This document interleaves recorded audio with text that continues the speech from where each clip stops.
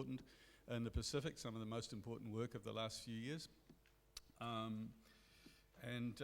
think that the tension that Matt points to between the geography of economy and economic geography is a really important tension.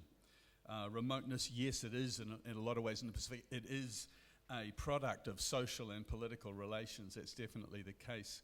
The lovely thing about me working with these people is that I get to raise, one side of that question, and then in time I'll actually get to relate my convictions or my hunches about service delivery to the kind of data that Darian has got there.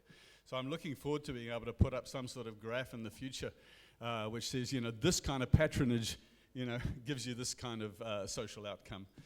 We're a little way down the track from that at the moment, but I think you'll recognize there's real potential in the work that Darian and Robert have done along those lines, if we can keep that same tension going right through. Thank you. Thanks. So let's ask now Matt to talk about migration and Kim about livelihoods.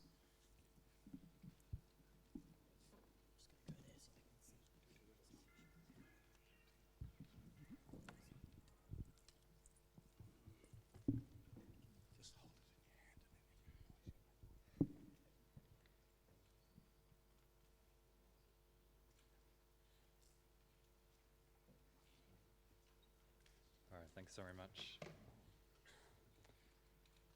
So both Bor and I actually will be speaking to a paper on internal migration that we've prepared as part of this broader Outer Islands study. I think the reasons for looking at internal migration are simple enough. We know around the world that people, individuals, households migrate towards economic opportunities, towards jobs, towards better services. And that migration, of course, occurs both within countries and internationally. And we also know that migration is very important in the Pacific. Fijians and Polynesians have migrated overseas in large numbers for decades now. And within countries all across the Pacific, people have moved from urban to rural, from rural to urban areas, and from remote islands to less remote islands. So the first point we want to make is perhaps an obvious one, and that is that migration is generally an economic strategy of households. Migrants move towards economic opportunity, towards jobs, towards higher incomes, towards better services. And if we take that as a starting point and we extrapolate, there's an argument that can be made, which is that migration is welfare enhancing overall. And that's in an economic sense. So in other words, provided that migration leads to higher incomes for the migrant, one can argue that the movement is good for the migrant in an economic sense, and one can also argue that it's good for the economy.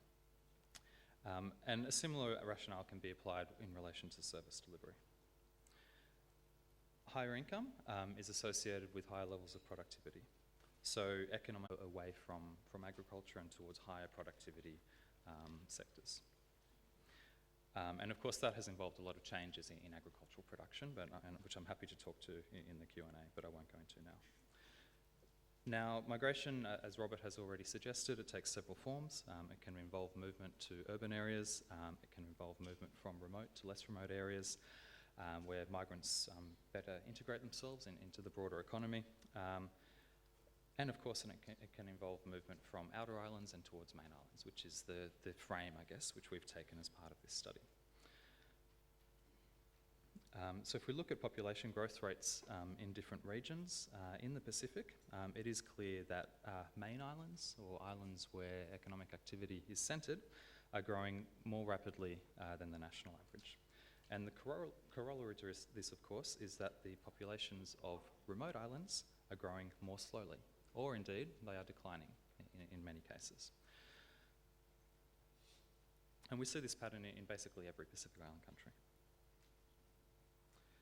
The data also tell us that migration occurs from islands